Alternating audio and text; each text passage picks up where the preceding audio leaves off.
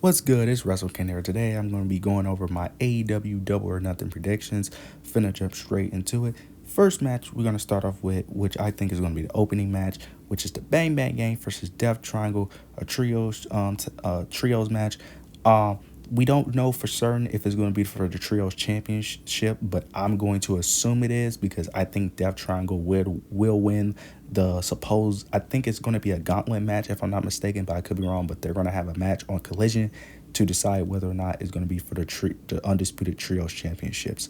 I have Bang Bang Gang winning. I think it only makes sense to have the Bang Bang Gang win. They just recently won these titles as well. I think you need to continue to establish them as one of the top heels, one of the top factions in AEW to continue their reign. This feud has been okay, hasn't been nothing too major. This feud has really just started to pick up literally on a recent episode of Dynamite with Death Triangle just recently reuniting. This feud this feud isn't really too heated of a rivalry, to be honest, because it really just started off with Jay White randomly interrupting a Pac interview, and he was just basically talking down on Pac, and then after that, that's just been more so the rivalry. But I have loved what they done on the recent episode of Dynamite. I love what they've been doing recently with this whole rivalry. I don't know if they've been really feuding in Collision. I don't know about that because I haven't been watching Collision as of recently. Because Collision for me hasn't just been watchable for the most part because it just feels so random to me. But I love what they've been doing recently, but I think Bang Bang Gang has to pick up the victory here. I don't see a reason why Death Triangle should win, in my opinion. I think the right choice should be Bang Bang Gang, have them continue their reign, especially with them recently just defeating the Acclaim for the titles. I think they need to continue their reign, continue to be those dominant heels, continue to be the top heels, one of the top heels in AEW, continue to pick up the victory. I think Death Triangle don't really need the victory here. Next match, we got Orange Cassidy versus Trent Beretta.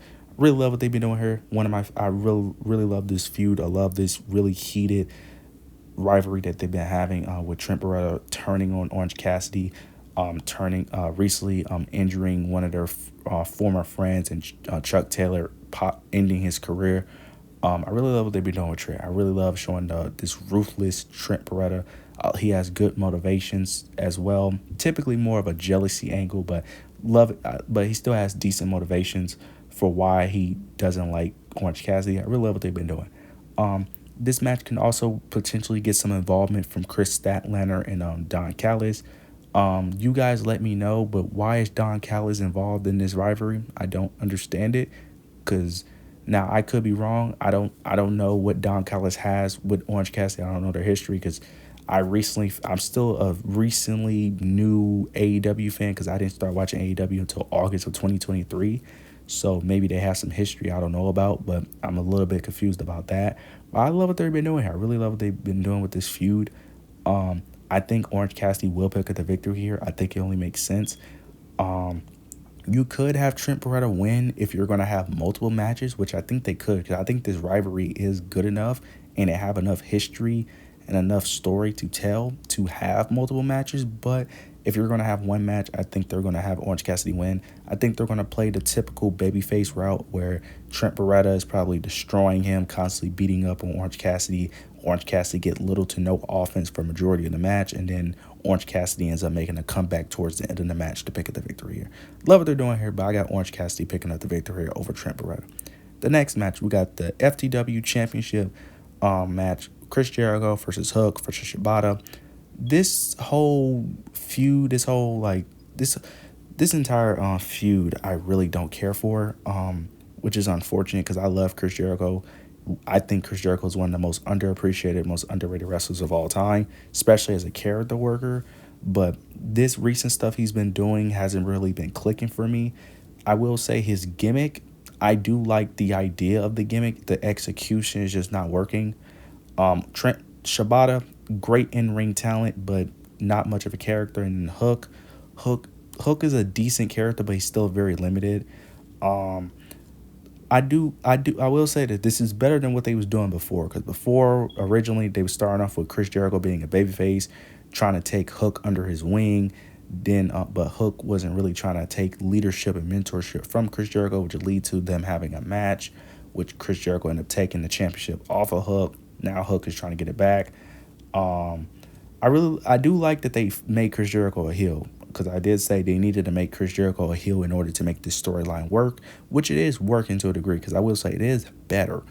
It's better than what they was doing before. Because before was absolutely trash. This, it's still trash, but it's better. Like it's a work in progress. But I have Chris Jericho winning. It only makes sense for Chris Jericho to win. It doesn't make sense for Hook to regain his title literally like a month after he lost it. Doesn't make sense.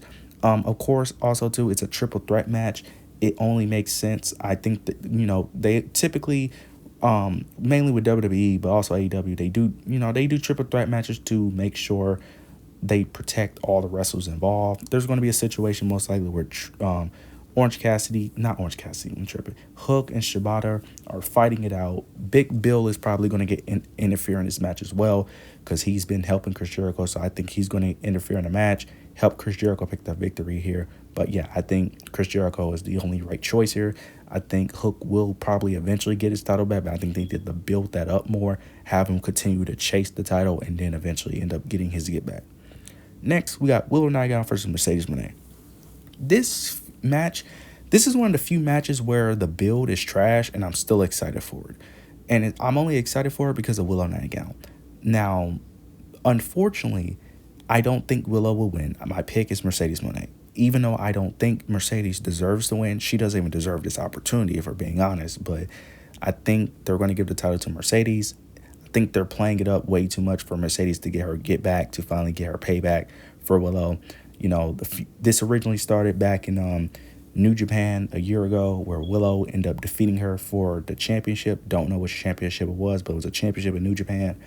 But she ended up injuring Mercedes in the match, and Mercedes still has a grudge towards Willow because that injury almost cost her a career, which left her on the shelf for a whole year.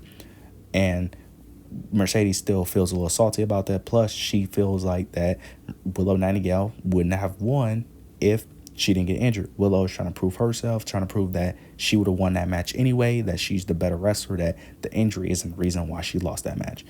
I like the story. I like the story of it. I just feel like the execution isn't that good. But this should be a very interesting match. I'm very curious to see how this plays out. But like I said, I think Mercedes is going to win only because Mercedes is the bigger star and it's her first match. The fact that it's her first match says a lot. Like, that's the thing that's making me very hard to pick Willow. Like, if this was not her first match, I would not pick Mercedes. But it's her first match, her debut match. It's just very hard to pick against that, especially a championship match too. Yeah, it's very hard to pick against that. Plus, Mercedes is going to be one of the top stars. She's one of the bigger free agency signings they signed, especially with the amount of money they gave her. It only makes sense for why they have Mercedes be the new TBS champion. So I have Mercedes defeating Willow Nightingale, unfortunately, for become your new TBS champion. Next, we got Swerve Strickland versus Christian Cage. This has been the highlight of AEW Dynamite. This has been the best story going on at AEW Dynamite. Love what they've been doing with Christian Cage. I love what they've been doing with Swerve. Christian Cage being the nasty heel that he's been for a while now. Love what they've been doing. I love the first interaction they had where Christian Cage ends up attacking Swerve, mentioning how his daughter how her daughter is not proud of him as a father. Talked about how he could be the father that she looks up to. End up, smashing his head in with the picture frame of his daughter. Then on a recent episode of Dynamite, where he ended up trying to run away from Swerve Strickland, try to steal someone's car to run away, but he couldn't because Prince Nana got in his way.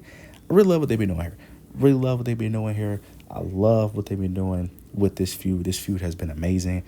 I will say this, the only complaint I have is that Swerve Strickland feels like a transitional champion. He feels very similar to Samoa Joe, where he feels like he just feels like a champion that we're just waiting for MJF, Adam Cole, and Will Ospreay to win the title. Because if Will Ospreay, Adam Cole, or MJF was in this position, they would be main eventing everything. But since it's Swerve, they having some of his stuff pushed to Collision. They having his segments in the middle of Dynamite instead of the main event. I just feel like they could be doing more with Swerve, having him more in a prominent role, treating him more as the top guy, in my opinion. But I understand, but it's unfortunate. But I really love what they've been doing here. Really love this rivalry. This has been great. But I have Swerve Strickland picking up the victory here. It only makes sense. I think no one in their right mind will ever pick Christian Cage to win an AEW World Championship. I think it only makes sense for Swerve to pick up the victory here, though. Next, we got Malachi Black versus Adam Copeland for the TNT Championship in a barbed wire cage match. This match should be amazing. I can't wait for this match. I never seen a barbed wire cage match, so I'm very interested to see how that plays out. Really love what they've been telling the story here. They're telling the story of the House of Black constantly trying to bring the more darker side of Adam Copeland. And Adam Copeland has been giving them the darker side, especially in the recent episode of Dynamite where Adam Copeland kind of alluded to his brood gimmick. With Malachi Black was in the ring, all the blood just splattered all over Malachi Black from underneath the ring. Really love what they've been doing here. As much as I would love for Malachi Black to win, but it only makes sense for Adam Copeland to win, especially for the TNT Championship. It makes no sense for Malachi Black to get the TNT Championship because with supernatural gimmicks, you really don't need to have them have championships to really build credibility because of their supernatural abilities. But I think Adam Copeland is going to win, and this should be the blow-up feud. If I'm assuming this should be the blow-up feud to finally end this feud. But I love this feud, though. This has been one of the other highlights on Dynamite as of recently. Next, I'm going to talk about Roger Strong versus Will Ospreay.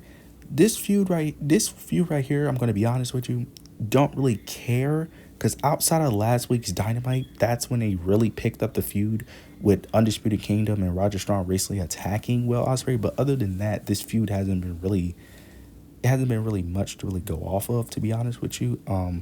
The match itself for the international championship is going to be amazing, though. It will be amazing. Two of the best in-ring performers in the world right now. This is going to be a banger of a match, but the feud itself, I don't really care for. I will say this, though. I do think Will Ospreay will pick up the victory here. Now, I think people shouldn't write off Roger Strong, only because he does have the right faction to cheat against Will Ospreay. And I still think Tony Khan will eventually do it where he will put all the gold on Undisputed Kingdom. There will be a time where Adam Cole will come back and they will have all the gold. I just don't think now is the time because I still think Adam Cole is some ways away from recovering fully. And I think MJF is still some ways away from recovering fully as well. So I think once they're both somewhat close to being healthy, then they'll pull the trigger. But right now, I think it's the perfect time to take the title off of Roger Strong and put it on Will Ospreay. Plus, I don't see Will Ospreay losing anytime soon. I think it's a little too fast for him to lose. But I don't think it's impossible for him to lose. I could see a universe where he lose, and it really wouldn't shock me. It wouldn't shock me if Will Ospreay lose, but I'm gonna go with Will Ospreay here though. Next, we got Toni Storm versus Serena Deeb. This is probably gonna be one of the shorter rants I go on because I don't care about this, to be honest with you. I think the build up to this has been very mediocre in my opinion. I will say this, Toni Storm has grew on me. She has grown. Originally, I was not a fan of Toni Storm at all, but she has really grown on me as a character, as a gimmick, and I'm really starting to like her. Yeah, but for the most part, I do not care about this at all because this is just filler. We all know Toni Storm is winning here. We all know Serena Deeb is not winning. Anything that Toni Storm does is filler until she faces one of the other main event talents in the women's division, like Britt Baker, Jamie Hayter, maybe Mercedes one day. But until she faces one of those people, everything she does is filler, and she's not going to lose probably until All In. But Toni Storm is going to retain her AEW Women's Championship. Next, we got Jon Moxley versus Konosuke Takeshita. This is another match that I don't care for, but I know the match will be good. One thing I will say is I don't understand why did Konosuke Takeshita needed to fight his way to fight Jon Moxley, but for some weird reason, Powerhouse Hobbs was able to get a championship opportunity immediately. Don't understand the logic there, but it is what it is. I think Jon Moxley will retain the IWGP Championship. It only makes sense. I don't see a world where Konosuke Takeshita wins it, to be honest with you. Now, I don't know how the booking works with New Japan and AEW. I don't know. I'm assuming New Japan probably wants Jon Moxley to retain his championship to continue, with the IWGP Championship for a bit.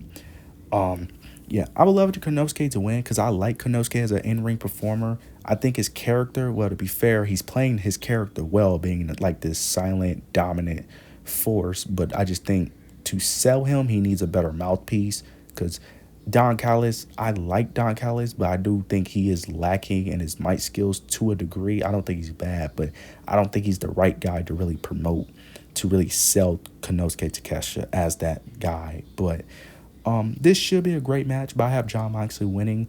I just don't see a way where Konosuke wins. There's going to be interferences. We already know there's going to be interferences, but Jon Moxley's going to pick up the victory. Now we got the main event, the Elite versus FTR, Bryan Danielson, and Darby Allin. This in an Anarchy and Arena match, this should be a banger. I think this will be a banger. This is going to be my first time watching an Anarchy and Arena match because, like I said, I'm a fairly new AEW fan, so I never seen an Anarchy and Arena match in my life, so I don't know how the stipulation works, but very curious to see how this plays out. But originally, this did have Eddie Kingston in the place of Darby Allin, but recently the Elite ended up attacking Eddie Kingston, so they ended up attacking him, injuring him, so they had to find a new replacement. Now I'm still confused on Darby Allin because Darby Allin, if I'm not mistaken, got injured by Jay White in the Bang Bang Gang. If I'm not mistaken, that's how he got rid off TV. So I don't know why he's not going after them. And then the other thing is, if I'm not mistaken, you guys let me know. I could have sworn that he just recently got hit by a bus not too long ago, and he has a broken nose. Now I could be wrong. Maybe I just read some misinformation. Maybe I just read some fake news, but could have sworn he has a broken nose and he got hit by a bus. But Darby Allin is a wild guy. He'll fight through anything. Now, I have the Elite winning here. I think they're the only option to win. It makes no sense for the babyfaces to win, in my opinion. It doesn't make sense. You built up the Elite you built them up too much. You built them up way too much. You put too much effort into them for them to lose, especially with them attacking Tony Khan, abusing their power, attacking Kenny Omega. You cannot have them do all of this, constantly them talking about it's a new era in AEW. You cannot have them do all of this for them to lose at this big stage. You just can't. Like, I'm not saying this is the same situation, but it's kind of like the Nexus to a degree, where you built up this dominant heel faction, have them go after the good guy, and then for them to finally lose on the biggest stage is like, why do we invest our time? You can't have, especially with the Elite constantly in main event of every Dynamite, you have to have them win. It only makes sense for the Elite to win. I have the Elite winning. It doesn't make sense for the babyfaces to win. In my opinion, the Elite have to pick up the victory here. You have to establish their dynamites, especially if you want to continue with this storyline. The only way you continue this storyline is if the Elite win. If the babyfaces win, why continue this storyline? You have to have the Elite win. The Elite need to win this. That's the only way you continue this storyline. I think the Elite needs the victory here. But I'm overall excited for this pay-per-view. I think this pay-per-view will be solid. I think the build-up has been mid, if I'm being honest. But I think the build-up towards this pay-per-view has been very mid. But the pay-per-view itself, I'm excited for because that's what AEW does. Even if AEW have some shaky shows here and there, the pay-per-view will be awesome. We know that. We know we're going to get great in-ring work, and we know the pay-per-view is going to be great. But yeah, let me know what you guys think of this pay-per-view. Let me know what you think of the build-up. How excited are you for Double or Nothing? How did you like the build-up towards Double or Nothing? You guys let me know. Leave down your predictions as well. But yeah, make sure you like, comment, and subscribe. But yeah, that's it.